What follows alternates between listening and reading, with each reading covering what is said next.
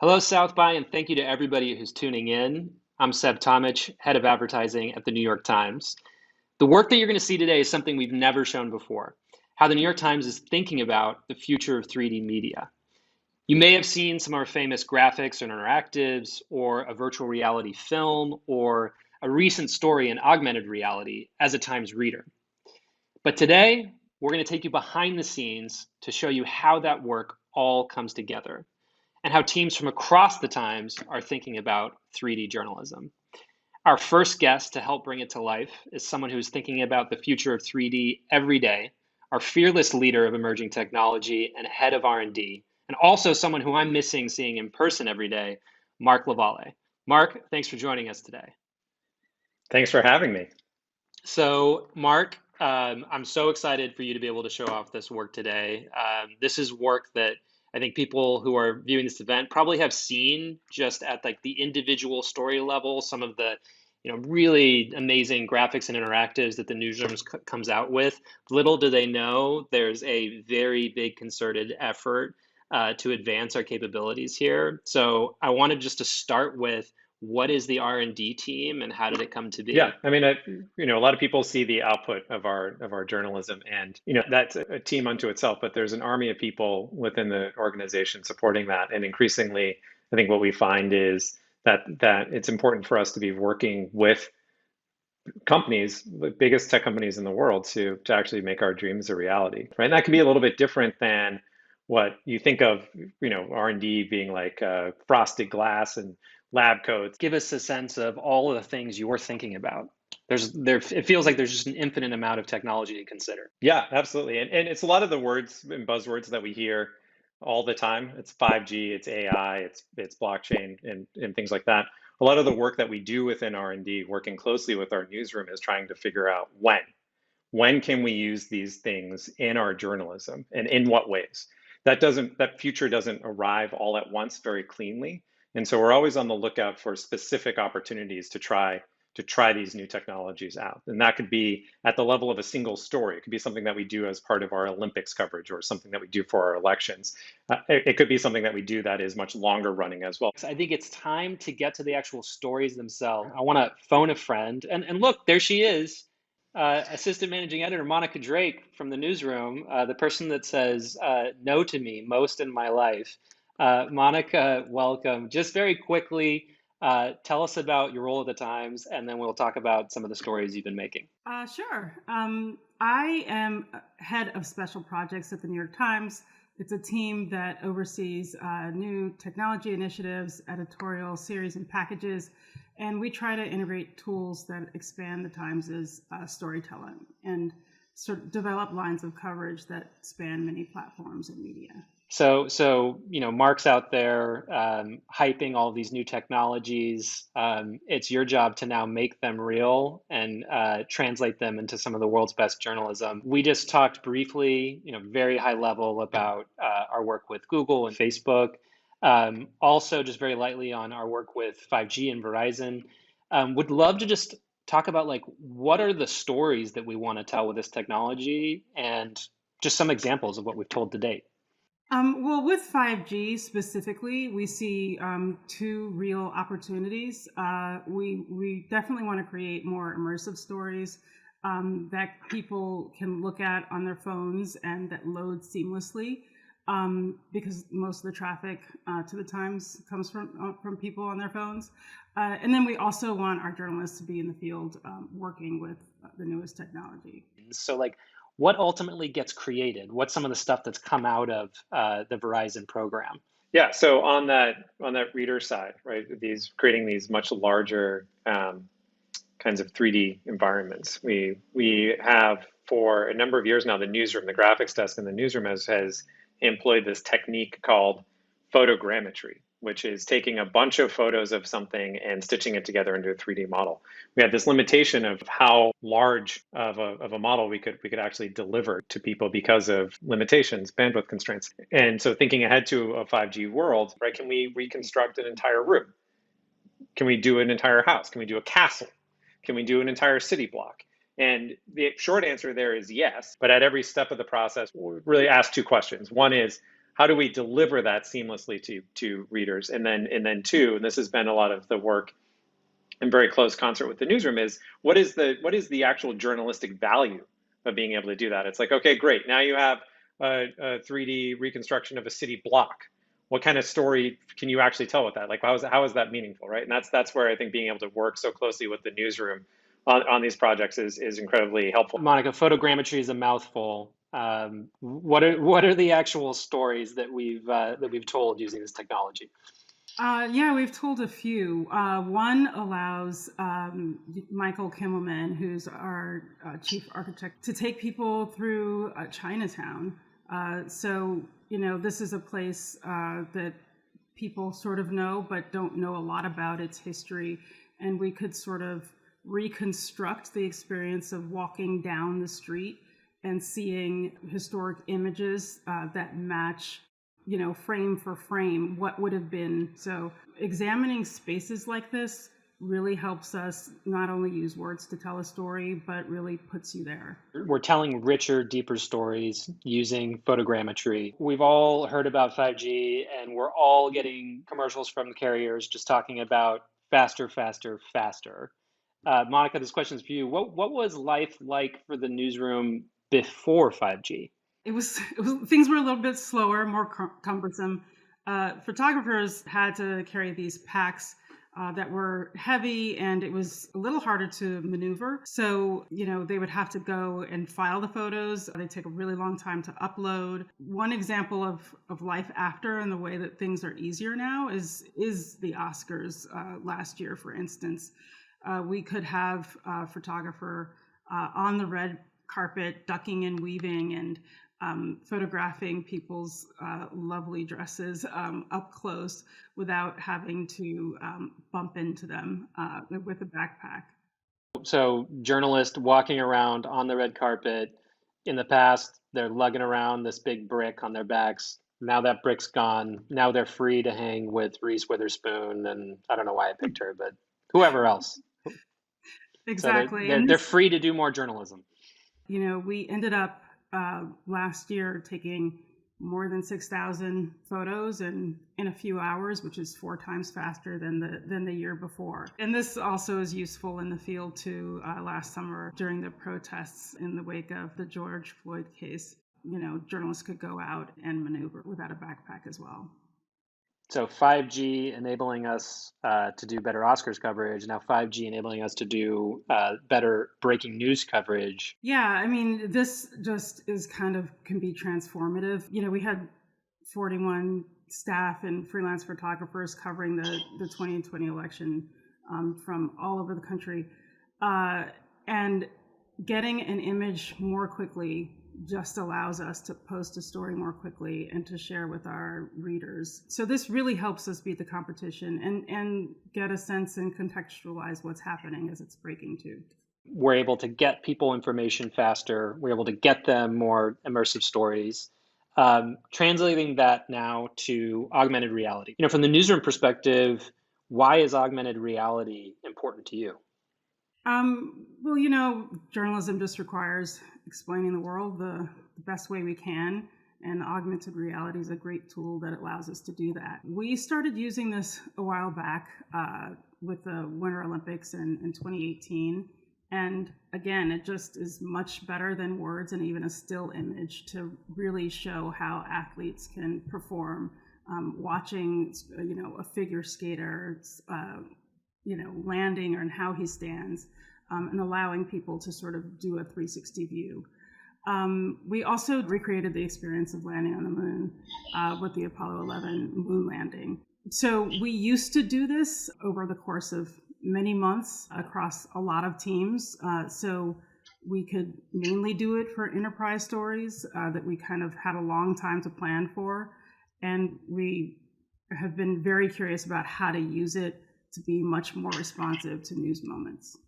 Monica, I know you got to go soon. Is there anything you're particularly excited about going forward? All of it. All right, we'll finish on that. That's a definitive yet very vague statement. A true politician. Monica, thank you for joining. So Marc, let's talk about another big project in the works, Spark AR.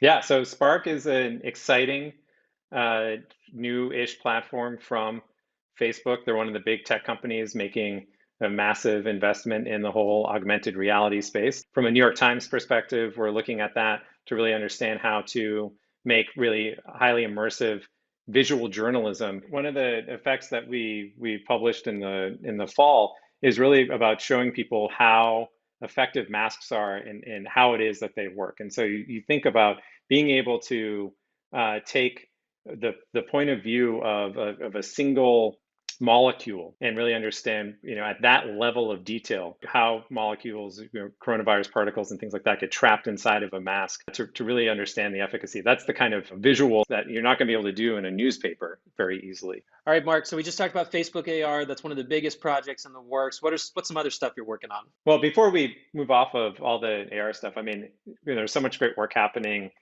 with the newsroom where on basically a weekly basis these days they're trying to put new types of effects out, right? We're in this period right now of real experimentation to figure out what it is that people want in this kind of format. What does it mean to bring games into people's daily routines on a platform like Instagram? Just think about the crosswords, being able to do that in a 3D way and be able to share the results with your friends as well. And so, there's a lot that we've put out there over the past couple of months that we're learning from, and that only sort of fuels more repeated engagement on these types of platforms. Let's talk about gymnastics too, because I know you're a big fan. There's a lot, the Olympics every 2 years provide such a great opportunity to try out new things. We're always looking for ways to be able to cover these games and beyond what you see on television and then just words. And a lot of that comes down to trying to help people understand, these athletes train for their entire lives for these moments. And, we've been really interested in technologies like computer vision that allow us to have an incredibly precise understanding of exactly what's happening from frame to frame. You think about Simone Biles on a balance beam. What is it about her performance that sets her apart? And so the other big question as we work with the newsroom is how exactly do we tell that story? How do we use that data in a way that is incredibly easily understandable? As I mentioned earlier, it takes many teams from across the Times to bring these programs to life. We've talked about how R&D is looking at new technology. We've talked about how the newsroom is telling new stories. Now welcoming Danielle Betris, our Executive Strategy Director at the Times, is going to take us through the journey of how we find the right partners and how we bring value to them. Welcome, Danielle. I think it's Beatrice, by the way. Oh, is it That's Beatrice? true. It is Beatrice. I appreciate that, Mark. How do you pronounce my last name? Tomich. You got it. Okay. Most people don't get it. Okay.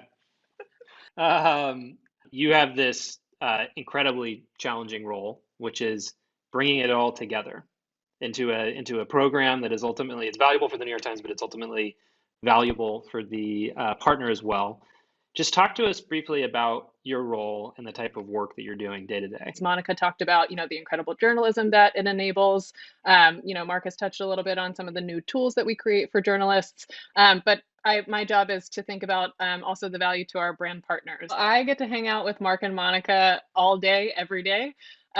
We basically go spelunking across the New York Times for interesting projects, and I am especially on the lookout for really interesting projects where we have, the vision as the New York Times and the ambition, but we might be missing the technology or the expertise, and we really need a brand partner that can come in and help us realize that. These are really projects that we couldn't do on our own. So let's talk about that. Give us some behind the scenes examples. Give us an image of that splunking. Yeah, absolutely. There are kind of two things that we do really well when it comes to technology, and that these partnerships are really well suited to do. And the first one is really when it comes to B2B technology. A lot of B2B marketing is a little boring. It can be, and telling a really inspiring story is what we do well, and is what these partnerships do well. So you're saying that the cloud might be boring. It can be. It's not it's not when we do our work together. Well, one of my favorite stories, one of the most interesting kind of cloud stories that I have seen is we worked with Google to digitize the archive of the New York Times. And that, sounds interesting, but it's even more interesting than that. The archive of the New York Times, when we talk about spelunking, sometimes we actually have to go really deep. It lives 3 floors under the building. It's a massive room that has 6 million physical photos in it. There have been floods down there. They're organized by a physical, almost like a Dewey Decimal System card system, like you used to, have at the library. There is one guy, Jeff Roth, our archivist, who is incredible, working down there. And ultimately, the vision was that we really wanted to make that asset accessible to more of our journalists, across the world, people that perhaps couldn't go down there. We also wanted to make it searchable in ways that it isn't today. Digitizing something like the archive of the New York Times isn't just about scanning, although many, many hours are spent scanning those assets as well. There's the front of the photo, which is what we think about, but when you flip that photo over, it's also just absolutely covered on the back of the photo with sort of like hand scrawled or taped on there, info, not just who took the photo and when, but also every single time that photo has appeared in our report, what the headline was, what the lead was, what it was associated with. And when you see the back of that photo, what you realize is that that's metadata.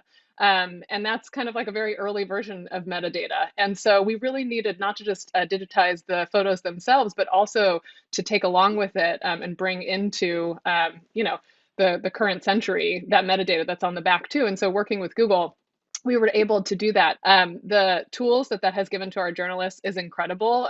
We have launched new lines of coverage. Past tense is an example, but the value to Google is really tremendous as well. As readers are reading those stories, they're also right there next to it, seeing the way that Google has enabled that possibility for us.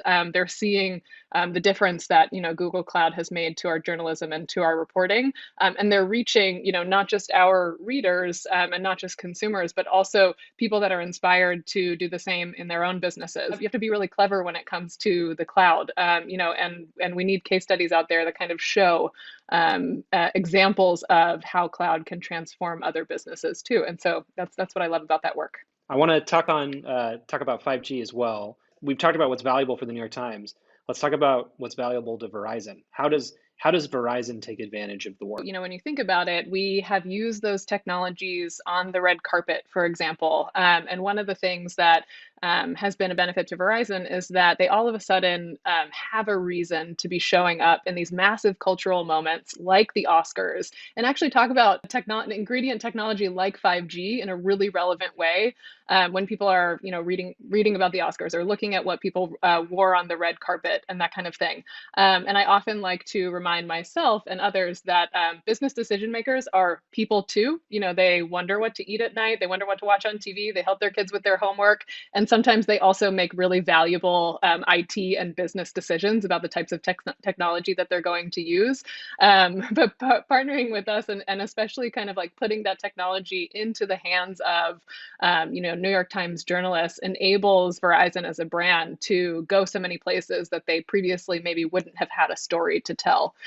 One of the things I think is so exciting about the Verizon partnership is that, great tools for our journalists, but also we're really starting to see effectiveness of the marketing that is coming out of it as well. We're seeing full funnel results. We're seeing brand lift at the very top of the funnel, people associating Verizon with things that they never have before in their past, really seeing them as a technology company, all the way down to the bottom of the funnel, intent and consideration, all these things that we as marketers, measure. We're really seeing the partnership drive results across the board. So this is kind of this magic, pot of special ingredients. We have the world's best journalism, and Monica talked about some of those stories. We've got forward-thinking technology, Marc, that you're leading, and then we've got the value to brands. We've got the power for the New York Times to work with an organization like Verizon and create, at least from our view, which is definitely biased, some of the world's best advertising as well. So we talked about how this all comes together in a campaign for Verizon. Both Marc and Monica alluded to Facebook and AR. Would love for you to talk about that from a brand perspective for Facebook. What does this mean for them? Yeah, absolutely. So I mentioned, I think technology partnerships do two things really well. We've talked a lot about B2B, but there's also a real consumer benefit as well. The New York Times has the power to put a new piece of technology in the hands of millions, over a weekend, but it's also something that we have done with Facebook. The form of AR that most consumers engage with is actually one that we don't really think of as AR. The thing that's gone most sort of like mainstream is, selfie filters and putting crazy hats on and eyelashes and that kind of thing. But it's time, and Facebook really wanted to encourage AR to grow up because AR has so many other applications as well. They wanted to inspire their audiences that could be, businesses like ours or really just individuals and creative creators that are using the platform to begin to think about AR in a different way, and really to kind of like turn that camera, off of your selfie in your face with the eyelashes and the effects and the filters, and to start using that world-facing camera, and really for AR to become a more meaningful part of our lives. That is exactly what we've been able to do. We have been able to apply that to really important stories, like about masks and the COVID virus, as well as to games and some fun things. And that's really the value of this partnership. Danielle, is this job easy? This job is not easy, but it is the best. All right, we have to finish on that. So thank you, Danielle. Thank you for joining us. I'm so happy you were available when we called. I'm happy to be here. So this is one final question for the head of R&D. What does the future look like?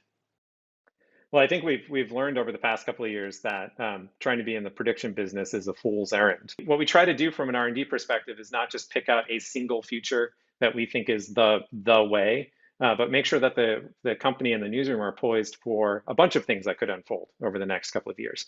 That said, a lot of signs point to being able to do more of this type of 3D journalism, but also looking around the corner a bit to what may unfold over the next couple of years. But what we want to make sure of is that there's great journalism from the New York Times that you can experience as part of whatever devices may unfold. Well, thank you, Mark, and thank you to our other guests. You're doing incredible work, and the world's experiencing it too. I would say that R&D and these projects are some of the hidden gems of the Times that very few people get to see. So it was an honor to show it off today. And I would just say, looking forward, there's going to be more. Whether it's our work with VR and visual lens with Google, our fight against misinformation with IBM, to our recent work with Facebook and AR, there's going to be more coming. So, Mark, thank you, and for everybody else, thank you for joining. Yeah, thanks for having us. To everybody who's tuned in, thanks for joining. If you couldn't tell, we're incredibly excited about the future of 3D media and how it's going to change how journalism is experienced. This was especially fun to present to the South by crowd, who's equally as excited about the intersection of media and technology. We have some very big work coming from our partnerships with Verizon and Facebook, and also some new really exciting programs to come. And to close the discussion, I think we can all agree that the entire New York Times is not going to be in 3D anytime soon, but you can expect some inspiring work from us along the way. Thanks for joining today, and hope to see you next time.